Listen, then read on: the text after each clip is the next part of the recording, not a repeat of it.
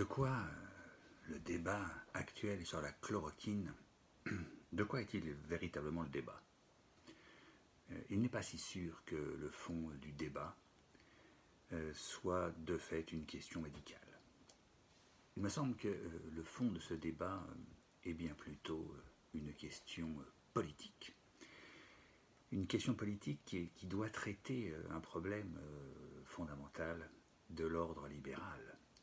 Il y a dans ce débat et dans la façon dont il se pose, dans cette volonté du gouvernement à travers son ministre Olivier Véran de ne pas suivre aveuglément les recommandations du professeur Raoult, il y a une question fondamentale qui se pose.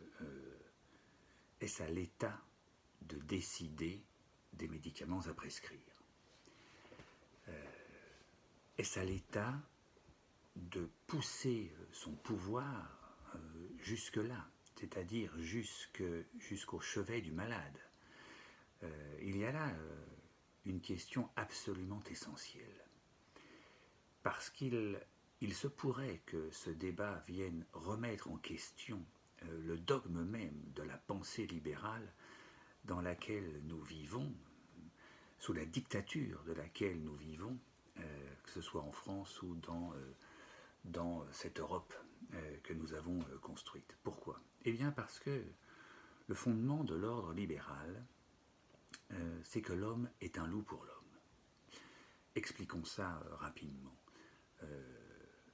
L'homme est un loup pour l'homme, ça veut dire que finalement, les hommes n'hésitent pas du tout à se faire violence les uns aux autres quand ils sont mus en réalité et livrés à eux-mêmes d'abord et mus par leur intérêt. Leur intérêt qui est soit de rester vivant, on le voit bien par exemple lorsque des vols de masques se sont commis ou ont été commis dans les hôpitaux, dans les pharmacies, le vol de gel hydroalcoolique également. On voit bien que quand il y a un risque et un danger devant la vie et la mort, on a un peu l'impression que c'est chacun pour soi. Premièrement. Et deuxièmement, lorsque les hommes sont mus par leur intérêt, eh bien c'est vrai qu'ils ne font rarement qu'attention aux autres. Plus exactement, ils n'hésitent pas à les piétiner et c'est vrai que l'idée qu'il faille être un requin pour s'en sortir et que si on ne mange pas les autres, c'est qu'on sera soi-même mangé, cette espèce d'idée très darwinienne sur la lutte pour l'existence chère à la théorie de l'évolution de Darwin, eh bien c'est globalement retrouvé dans la pensée libérale. Alors, en d'autres termes, ça veut dire quoi? Eh bien, ça veut dire que si l'homme est un loup pour l'homme, seul l'État peut garantir la paix et neutraliser la violence qui ne peut manquer de surgir entre les êtres humains. Voilà pourquoi il faut que l'État légifère, et partout en réalité où il n'y a pas de loi, c'est-à-dire partout où les hommes sont laissés à leur état naturel et à leurs relations naturelles, alors la violence surgit. C'est ça le fondement de l'ordre libéral. Voilà pourquoi l'État légifère sur tout, et voilà pourquoi nous croulons sous les lois, ce qui montre que, d'une certaine façon, l'homme est assez inventif dans sa violence, il est assez créatif comme animal violent. Et du coup, on comprend mieux le débat entre le gouvernement et le professeur Raoult. Pourquoi? Eh bien parce que le ministre Véran ne peut pas purement et simplement reconnaître le bien fondé de la position médicale du professeur Raoult. Il ne peut pas reconnaître cela. Pourquoi? Parce que ce serait reconnaître et invalider radicalement le dogme de la pensée libérale dont il est ultimement l'un des serviteurs les plus éminents. Pourquoi? Eh bien parce que cela l'obligerait à reconnaître qu'en réalité, le médecin, en l'occurrence ici illustré par le professeur Raoult, le médecin n'est pas un loup pour l'homme.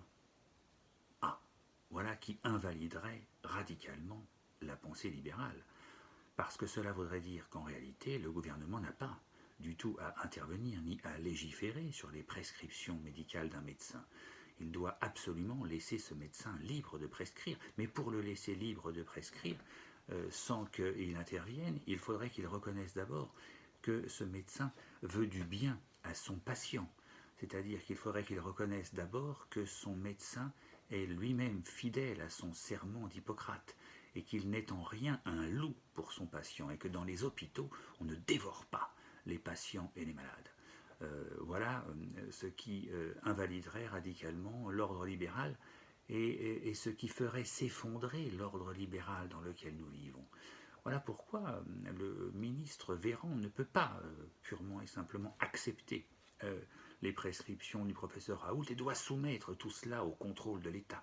En d'autres termes, il confond le professeur Raoult avec un laboratoire pharmaceutique parce que évidemment que l'État fasse des analyses et soumette à l'Agence nationale du médicament les inventions des laboratoires pharmaceutiques qui sont plus ou moins mus ou mis en mouvement par leurs intérêts financiers, en tous les cas autant que par des intérêts de santé publique, et qu'à partir de ce moment-là, oui, l'État doit contrôler pour voir, et le dernier scandale du Mediator des laboratoires Servier montre que de fait, si l'État intervenait pour contrôler la production des laboratoires pharmaceutiques, ce serait assez juste. Mais en même temps, un laboratoire pharmaceutique, c'est pas un médecin.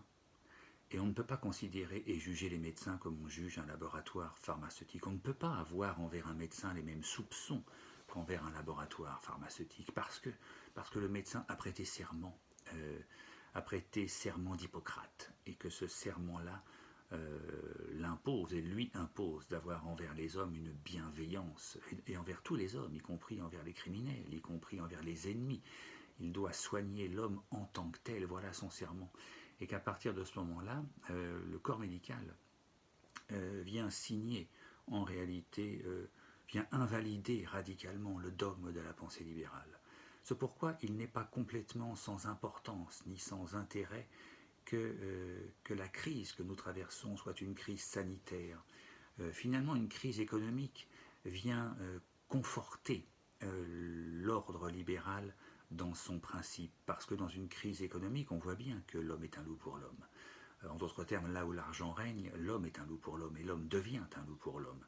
C'est pourquoi les crises économiques, finalement, confortent la pensée libérale dans ses principes. Mais une crise sanitaire qui met le médecin en avant-scène, à l'avant-scène, qui donne le premier rôle au médecin et non pas à l'industriel, une crise sanitaire vient montrer à quel point la pensée libérale est construite sur du sable, elle est construite sur un principe complètement erroné. Il serait temps que nous nous en rendions compte tous, les uns et les autres.